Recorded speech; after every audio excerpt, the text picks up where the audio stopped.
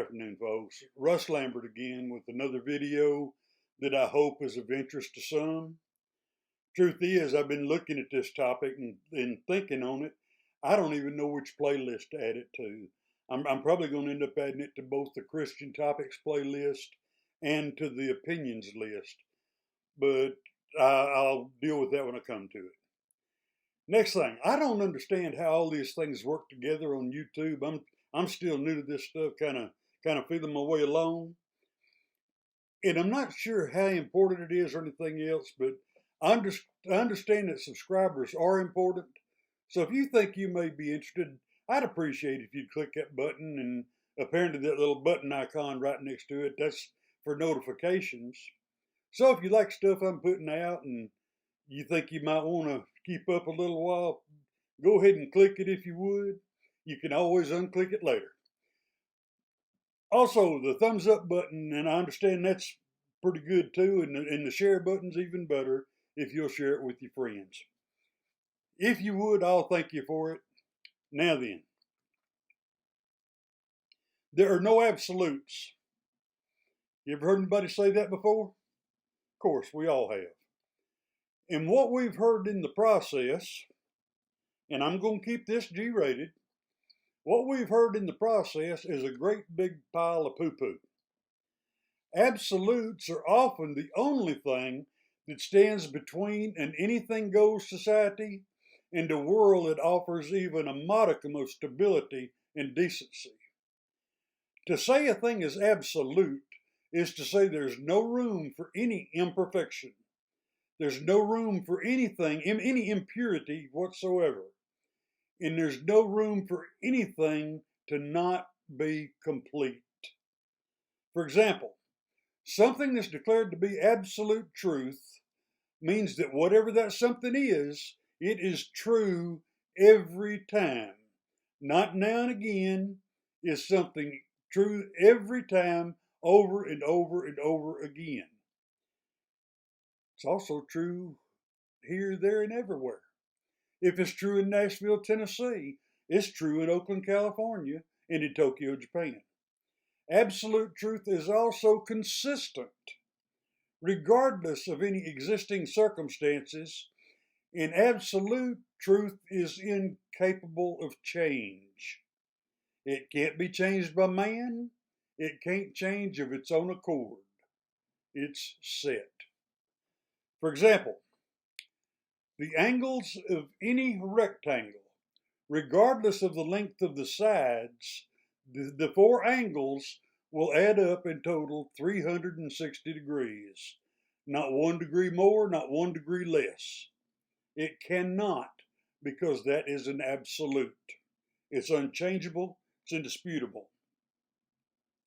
Same principle for a triangle, only it's 180 degrees rather than 360. And it will be that way today, tomorrow, and the next day.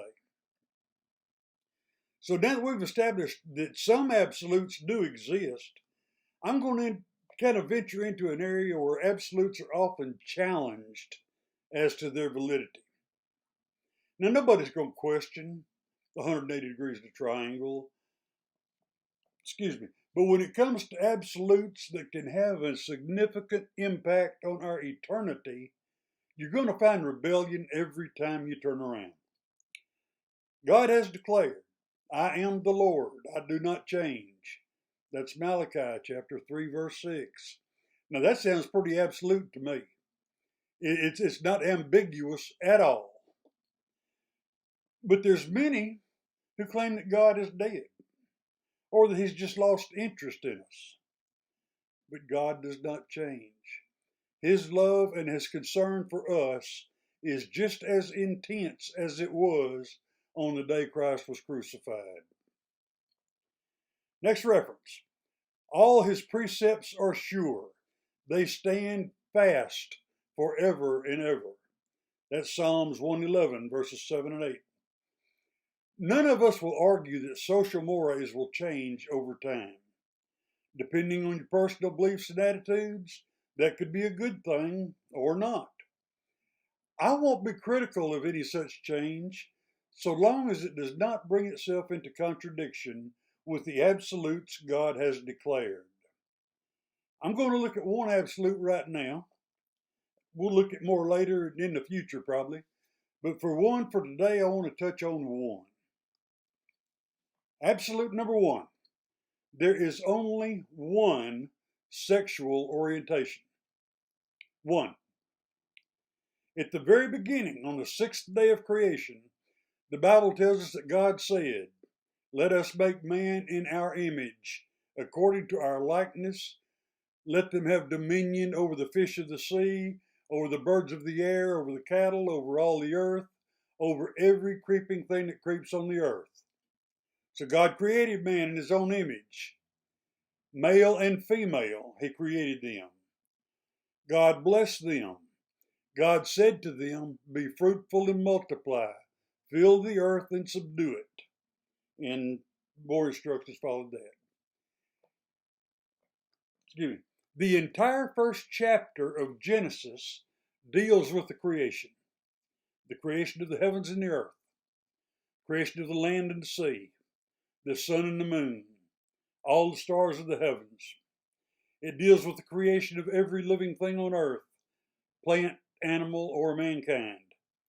If you read the entire chapter very closely, you will see that God created everything that Adam and Eve would have need of forever. It's obvious God's original plan was that Adam and Eve would live together as man and wife forever right there in the garden. I'm going to chase a rabbit just a minute. Notice that nowhere in the whole account of creation will you find any mention of death. Not one time. Not till we get well into the second chapter of Genesis. And then death is mentioned only as a consequence of disobedience. Now I'm putting that out now, just kind of food for thought. We'll get to that on a future issue, a future topic. It all began with two people, one man, one woman. We've already established God's original plan was clear. Adam and Eve live as man and wife forever. But Adam and Eve chose to be disobedient to God's commands and were cast out of the Garden of Eden. So while his original plan was disrupted, his original precept remained intact. It was not affected at all. Nowhere do we read anything that his intent was not one man for one woman. Nowhere do we read about another woman waiting back in the wings somewhere just in case Adam didn't like Eve. We also don't read about another guy for Eve under the same circumstance. Maybe she don't like Adam. And we also don't read that there was never a same-sex option for either of them. His plan was crystal clear. One man for one woman. His precept is eternal. It is absolute. So the question's bound to come up. What about the homosexual community? I say, what about them? They were born that way. And I say, what's your point? Aside from Jesus Christ himself, every person who has ever been born has been born into sin. We are all born with a sinful nature that can and will make itself evident in a multitude of ways. It may make itself evident through adulterous behavior, or maybe through thievery. It can manifest itself through drunkenness, or homosexuality, or anything else the Scripture declares to be sinful. Perhaps the most deplorable defense of any such conduct is to blame it on God. God made me this way. Well, I'm going to counter with this. James wrote, "Let no man say when he is tempted, I am tempted of God. For God cannot be tempted with evil, neither tempteth he any man. But every man is tempted when he is drawn away of his own lust and enticed. Then when lust hath conceived, it bringeth forth sin, and sin, when it is finished, bringeth forth death."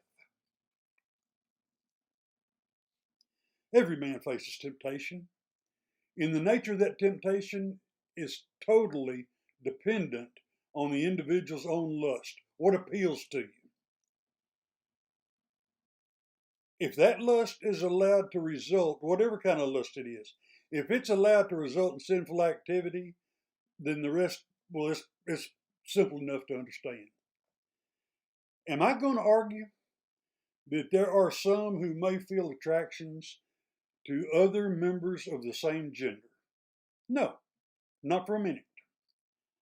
Am I going to argue that it is the responsibility of that individual to resist that temptation and not give in to the urges of sinful conduct? I'm going to say the person who feels a sexual attraction to someone of the same sex has the responsibility to resist those impulses, just like the person who feels the compulsion to steal a car got to fight that impulse off too.